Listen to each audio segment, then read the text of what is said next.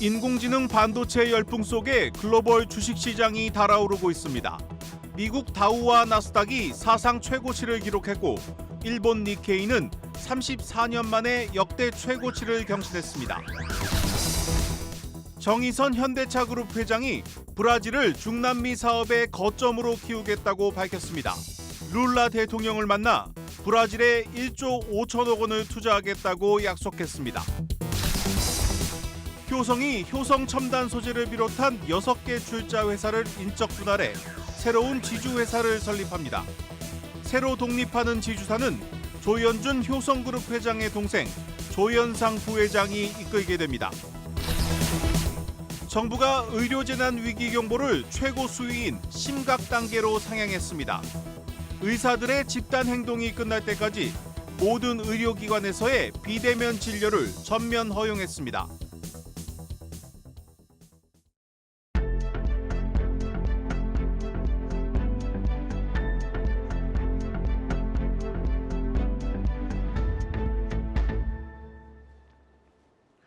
뉴스 플러스 시작합니다. 미국의 반도체 기업 엔비디아가 나홀로 전 세계 주식시장을 이끈 하루였습니다. 이 주인공 엔비디아의 시가총액 단 하루 만에 368조 원이 불어났습니다. 이 주가 하락에 베팅했던 공매도 세력은 엄청난 손실을 입었고 엔비디아의 목표 주가는 $1,000에 육박하고 있습니다. 첫 소식 박찬휘 기자입니다. 엔비디아 주가가 16% 넘게 급등하며 시가총액이 하루 새 2,700억 달러 불어났습니다. 엔비디아는 아마존과 알파벳을 밀어내고 미국 내 시가총액 3위 자리를 되찾았습니다. 4분기 깜짝 호실적과 함께 공매도 물량이 대거 사라진 점이 주가 급등의 요인으로 꼽힙니다. 공매도 세력들은 엔비디아 주가가 1년 넘게 가파른 상승세를 이어오자 피로도를 근거로 엔비디아 하락에 베팅했습니다. 그러나 엔비디아 주가가 호실적과 긍정적인 가이던스에 힘입어 추가로 급등하면서 막대한 피해를 입었습니다. 금융정보업체 S3 파트너스는 이날 주가 급등으로 엔비디아 공매도 세력들이 29억 달러가 넘는 손실을 입었다고 밝혔습니다. Sometime and the people that are standing in the way or thinking of shorting these stocks, I think have a tall task ahead of them. These sorts of themes that gain momentum, have tangible results, but ultimately probably push the stocks levered to them to be pretty expensive and to stretch valuations. 엔비디아 주가가 1년 새 280% 급등했음에도 불구하고 월가에선 엔비디아에 대해 긍정적인 전망을 쏟아냈습니다. 엔비디아를 담당하는 월가 분석가 55명 중 51명이 매수 의견을 제시한 반면 매도 의견은 1명도 없었습니다. 루프캐피탈은 엔비디아의 그래픽 카드 매출이 올해 1,500억 달러를 기록할 것이라며 최고 목표가인 1,200달러를 제시했습니다. 이 밖에 뱅크 오브 아메리카가 925달러, TD 코엔과 울프 리서치 900달러, 웨드부시와 바클레이스 등이 850달러로 목표가를 높여 잡았습니다. 한국경제TV 박찬유입니다. 미국 반도체 기업 엔비디아의 실적 발표 이후 전 세계 증시가 한껏 달아오르고 있습니다. 엄청난 상승 랠리의 주인공이죠. 이 엔비디아는 하루 만에 시가총액이 360조 원이나 불어났는데요. 덕분에 간밤 뉴욕 증시에서 다우존스 30지수는 39,000선을 돌파했습니다. 마찬가지로 어제 일본 니케이 225 지수도 34년 만에 39,000선을 넘으면서 사상 최고가를 기록했죠. S&P 500 지수도 전장보다 2.11% 오른 5,087.03에 마감했는데요. 지난해 1월 이후 가장 큰 폭의 상승률을 기록하면서 역대 최고치 기록을 갈아치웠습니다. 미국과 일본뿐만 아니라 유럽 증시도 고점을 새로 썼습니다. 영국과 프랑스, 독일 등 17개국의 주요 기업 주가를 포괄하는 스톡스 600 지수가 495.10으로 지수 출범 이래 최고치를 경신했는데요. 독일 닥스 지수와 프랑스 까그 40 지수 역시 엔비디아 효과를 톡톡히 누리며 신고가를 다시 썼습니다. 물론 우리나라 증시도 상승세를 탔는데요. 오늘 코스피는 외국인의 매수 속에 장중 2,694선까지 오르면서 52주 신고가를 기록했지만 상승분을 소폭 반납하며 2,667선에 마감했습니다. 엔비디아의 호실적과 밸류 프로그램에 대한 기대감이 주가 상승 동력으로 작용한 것으로 풀이됩니다. 정부의 기업 밸류업 프로그램이 다음 주 월요일에 공개됩니다. 이미 한 달 전 뼈대는 나온 상태죠.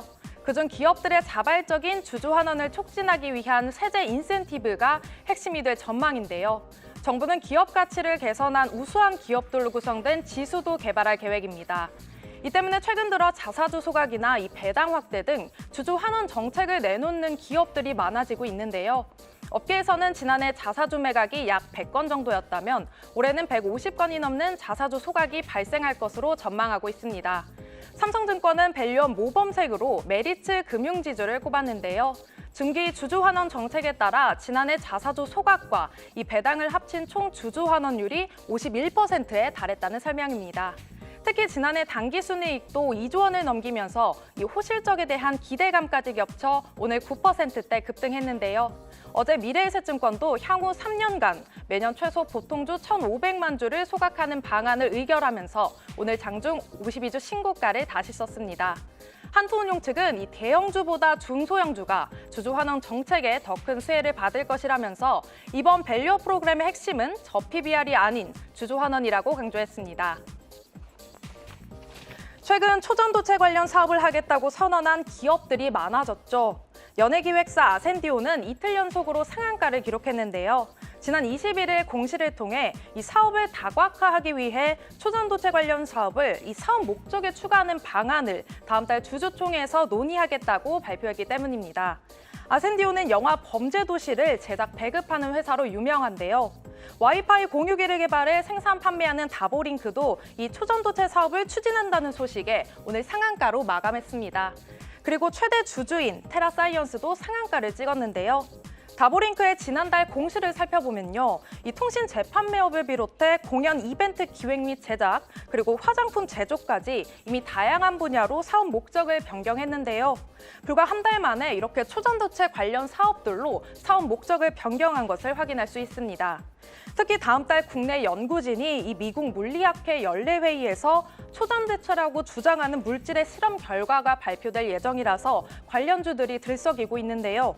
한국거래소도 이 급등하는 종목에 대해서 경고나 주의 등 연일 투자 경고 종목으로 지정하는 만큼 주가 변동성에 유의하셔야겠습니다. 지금까지 마켓플러스였습니다.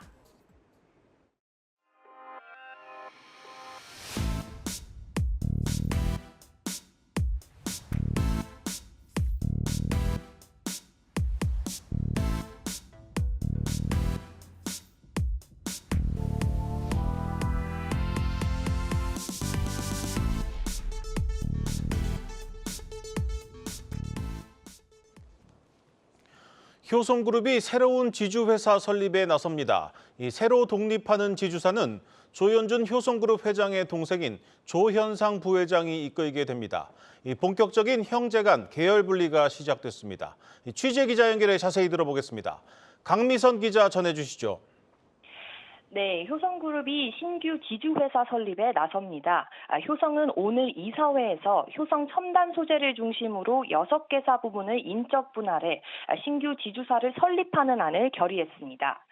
효성은 2018년 지주사 전환을 단행한 바 있는데 당시 지주사와 4개 사업회사로 나눴고 이번엔 신규 지주사를 인적 분할해 2개 지주사 체제로 가는 것이 골자입니다. 신규 지주사의 분할 비율은 존속회사 효성 0.82대 신설회사 0.18입니다.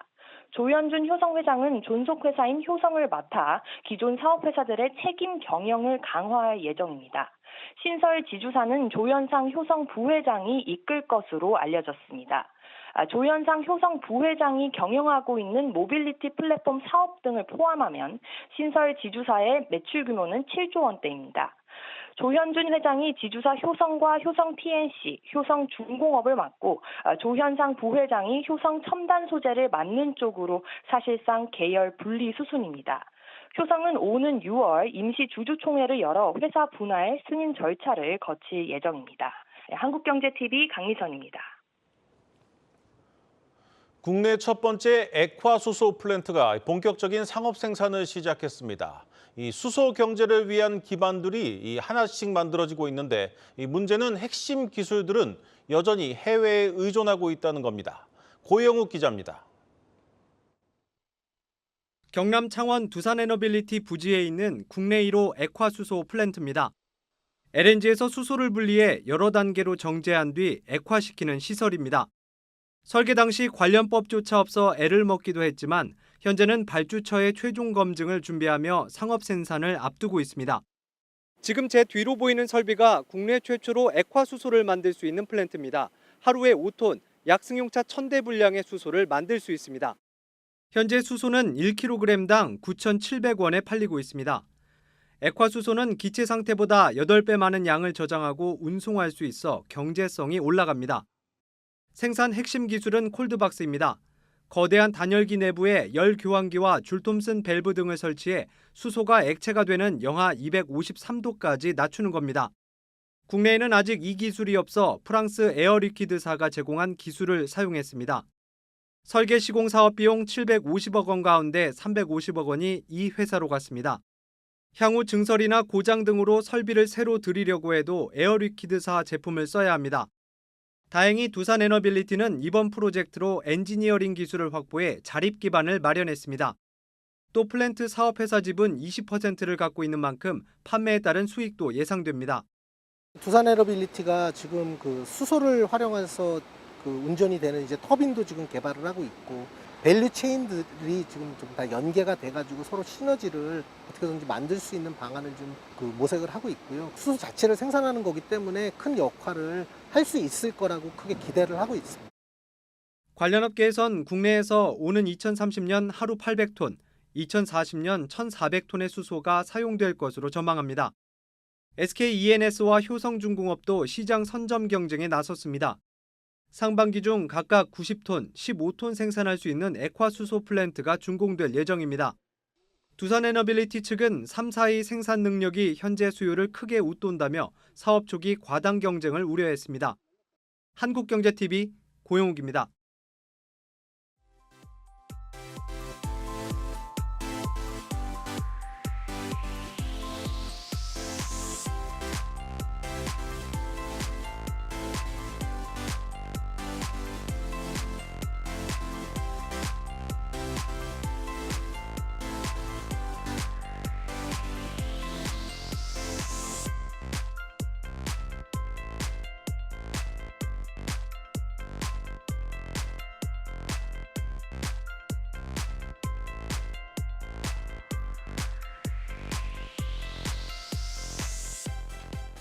(3호선) 독립문역과 (5호선) 서대문역까지 더블 역세권을 중심으로 서울 주요 도심까지 빠르게 이동 가능하며 전세대 남향 위주 배치와 커튼홀 외관 디자인을 강조하여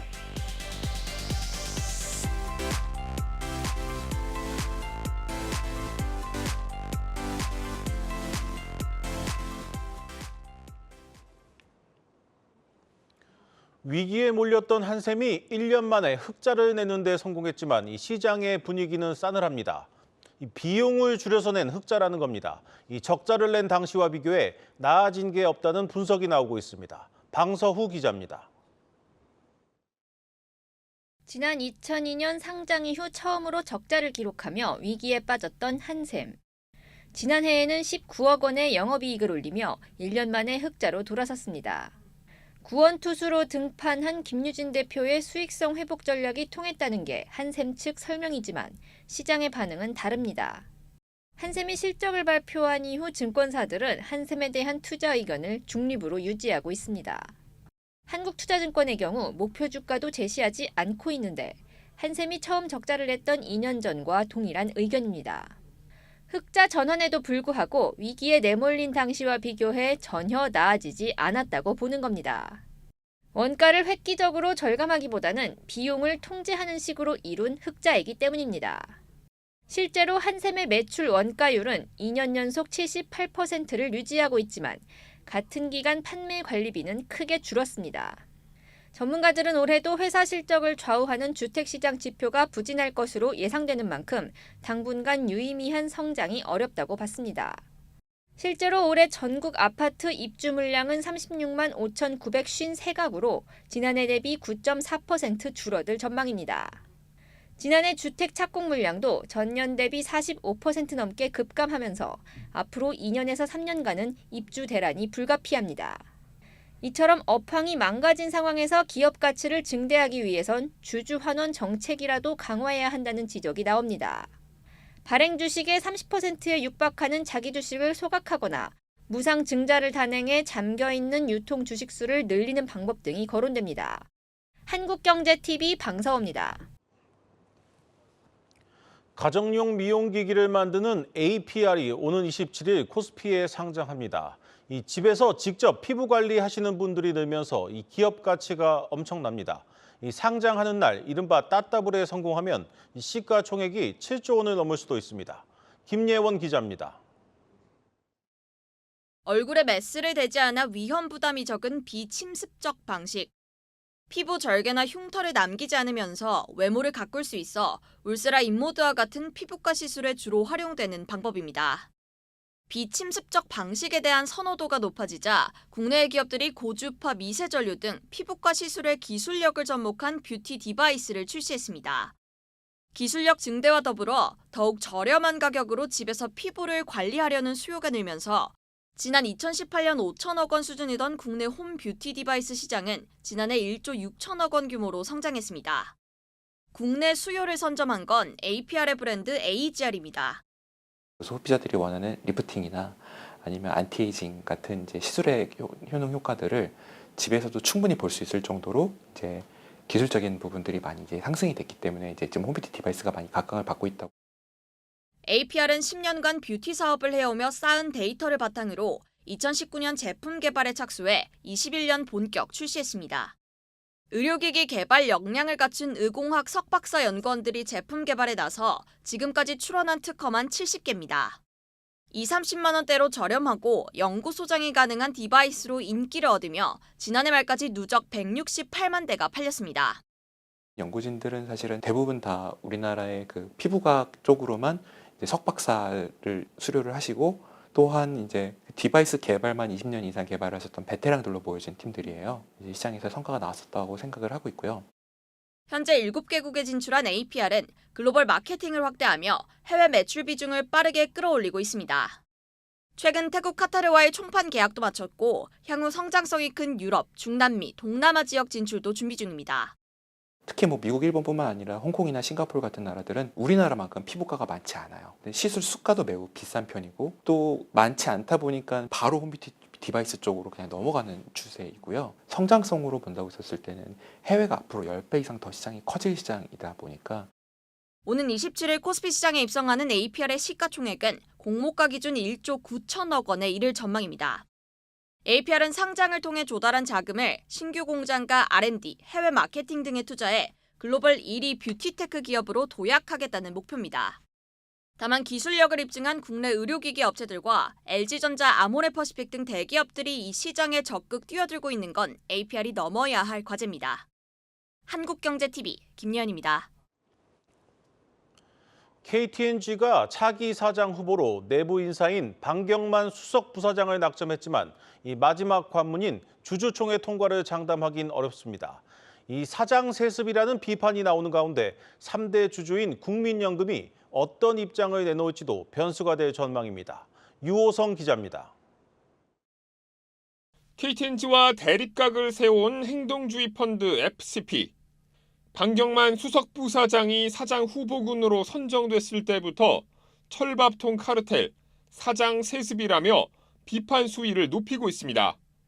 방 후보는 현 백복인 사장 체제에서 유일한 수석 부사장으로 사실상 2인자로 꼽혀온 인물입니다. 지배구조위원회, 사장 후보 추천위원회의 2단계 절차라고 하지만 두 위원회 구성원이 모두 백복인 사장 임기 내 선임된 사회이사들로 백 사장의 입김이 작용할 수 있는 구조라고 문제 삼는 겁니다. FCP는 반대 목소리를 이어갈 계획인데 최근 국민연금에 다음 달 열릴 주주총회에서 방 후보의 사장 선임에 반대해달라는 의견을 전달한 바 있습니다. 제가 그렇게 썼어요. KTNG 주주이자 또 한편으로는 진짜 평생 돈뒀던 가해자의 한 명으로서 인사드린다. 그 올바른 결정을 기다린다. 이렇게. 지분 6.3%, KTNG의 3대 주주인 국민연금은 아직까지 입장 표명을 하고 있지 않지만 업계에선 KTNG를 둘러싼 리스크 요인이 영향을 미칠 수 있다는 관측이 나옵니다. KTNG는 사회이사의 외유성 해외 출장, 정치인 쪼개기 후원 의혹 등과 관련해 경찰 수사를 받고 있고 경영상 실책으로 인해 미국 주정부에 낸 예치금 1조 5천억 원도 제대로 돌려받지 못할 가능성이 있는 것으로 알려졌습니다. 국민연금은 앞서 KTNG와 같은 주인 없는 회사로 감시와 견제 기능이 사라졌다는 지적을 받던 KT와 포스코의 사장 선임에 대해 문제 제기를 하며 영향력을 행사한 바 있습니다.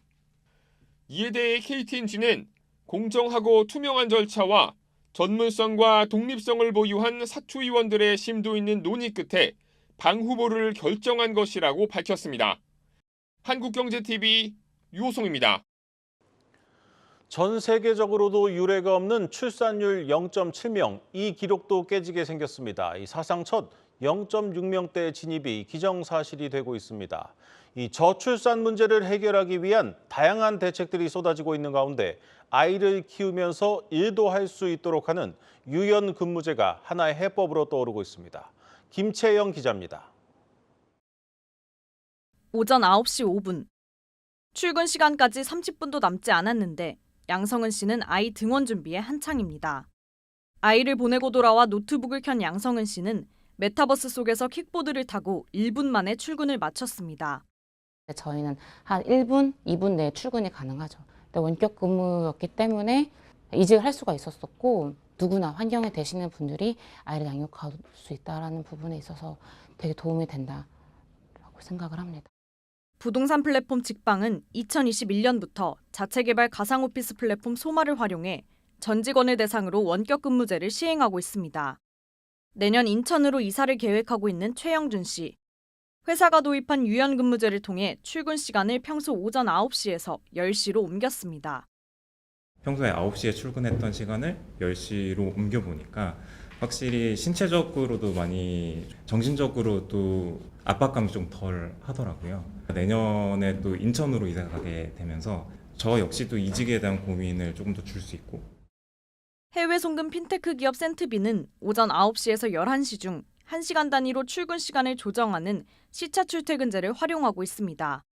근로자들은 출퇴근과 재택근무를 병행하는 하이브리드 근무제와 시차 출퇴근제 덕에 육아 병행이 가능하고 집중력과 효율성도 향상됐다는 반응입니다. 정부도 발빠르게 기업들의 유연근무제 활용을 적극 독려하고 나섰습니다.